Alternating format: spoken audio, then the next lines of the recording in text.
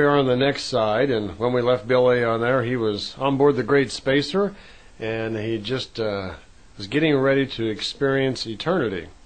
And where Ptah had explained to him that they had the ability to cause the Great Spacer, when it's in timelessness, when it's in that null time fine matter world, they had the ability to retard the velocity of the particles just minutely enough to allow the ship to spend 7 minutes in the fine matter world.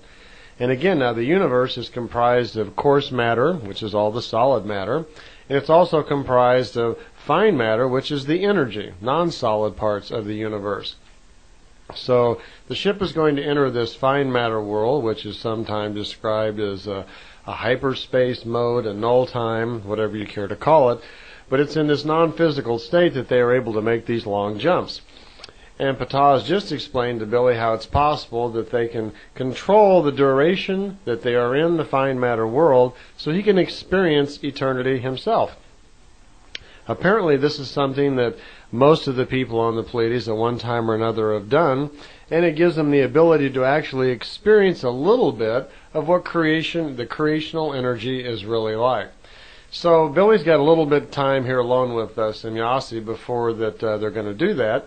And she's explaining to him how they have these apparatus which allow them to actually record his thinking while he's in the fine matter world, because they wouldn't be able to do it normally.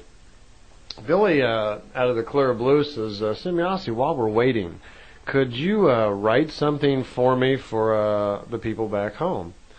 And she says, what do you mean write? What's that for? And he says, well, I'm always having a lot of contacts. I'm always talking about you and explaining things to people. But they don't feel very close to you at all because they never get to see you or whatever. And it'd be nice for you to do something kind of personal so they'd feel a little closer to you. And if you were to write something, just a short message, hello, or draw a picture or most anything, that'd make them feel real good, kind of, closer, more of a friendship thing. And she says, I understand, but because I have no idea what to write. And he says, well, maybe you could write something like in your own language, and that would be kind of interesting. He says, by the way, what does your alphabet look like? So she draws the alphabet. She begins to write in the symbols that they use, and he recognizes right away that, well, many of those characters that you're drawing, symbols and so forth, look very similar to some of the old writings and things that exist on Earth. How is that possible? And she explains that, well, it was only about 11,000 years ago that our ancestors still lived there in the great continent of Atlantis, where they used the same language. And at the time of the Great Destruction, when they blew up Atlantis and Mu, there were still many of our ancestors living on the planet that understood this language. For instance, the Sumerians in the old India area. And that language has just kind of filtered its way down. Many of the 3 Indian tribes that still existed, remember there were 3 races of humans that were pulled together that existed after that. They were familiar with some of these symbols and some of these writings. So some of it is filtered down. Some of the words and so forth are similar. So the Pleiadians themselves today still use the ancient Lyrian language. And some of it has worked its way into our society. And some of the words, like the word Salome, is not so much different than the word Shalom. Salome in their language is spelled S-A-A-L-O-M-E. It means peace in wisdom. So there are many characters, words, and so forth from their old language which have found their way into our earthly cultures of different types. So Semjase writes a little message out for Billy to take home, and Billy goes through her alphabet and jots down all the characters of their alphabet, and then makes some notes about the pronunciation and so forth. So we have the Pleiadian alphabet. As a matter of fact, I'm just deciding now as I speak, I'll put that in the little diagram book that I'm going to draw for you. So there'll be a sheet in there showing the Pleiadian alphabet, and it'll also show the symbols of the Pleiadian world and so forth, and a few of their words and how they speak and so forth. So I'll put that in there for you. About this time, as Billy's waiting, he says, well, I guess it's now's as good a time as any since I have a little time here. I'm ready to meet this this God, this Pleiadian God that was listening to my thoughts earlier. And the Semjase begins to chuckle a little bit, and he says, well, what's so funny?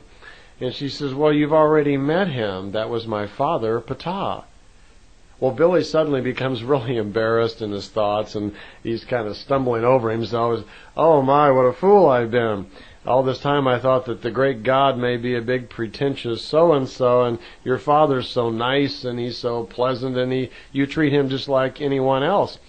And she said, yes, even on our world, unlike yours, where people are all treated the same. Men and women are treated the same, and even those people who have become ishwishes, kings of wisdoms, or gods to your people, she says, even these people, we still revere them on a very personal, we think of them on a very personal basis, that they're no better or less than the rest of us. They just benefit from greater lifetimes. And again, a reminder here that your spirit accumulates wisdom from lifetime to lifetime, and after a period of time, you gain in this wisdom. That's what spiritual growth is. So an Ishwish is the person who's lived more lifetimes, who through those many lifetimes, and through the physical senses, has gathered information, experiences, carried that wisdom forward in their spirit, and slowly, after numerous lifetimes, has gained the knowledge and experience of the physical world. At a certain point, these people have all the knowledges of nature and understand the elemental world and what's going on, and then they become a king of wisdom. A king of wisdom, again, is an Ishwish, which means God, or king of wisdom. And this is a person who has gained the knowledge and is still in the physical realm. He's still a physical person. Looks just like anyone else, but his mind is so spiritually developed that he has these knowledges. So that's what Ptah is. There apparently are many Ishwishes in the Pleiadian world, but they still seem to be very casual. There's no worshiping involved and so forth. So Billy was rather taken back this, but he was glad to see that it turned out that the Pleiadian god was still just a good guy you could sit down and have a conversation with. Well, it was time to get on with the jump. Billy's about to experience eternity, so he's getting a little excited, and he says, well, how's this going to work? How is it possible that myself and you and everybody else in this ship are going to go into the fine matter world, and how am I going to be able to experience this and remember it later on? She says, well, here's how we'll do it. We have a device, and she takes him into a special area, and she says, you'll sit in this chair, and he says, kind of an unusual looking chair, and he sits down in this seat, and she says, we have a device that will record your thoughts, that we can program this thing so it will sense your thoughts while you're in the fine matter world, and we'll be able then to recall them later on. I have no idea how this works. It's a helmet of some sort that's lowered down over Billy's head. Billy notes that it doesn't touch the head, it would just lower down over it. And it's a physical thing. It's a device of some type that's going to record the thoughts that you're thinking.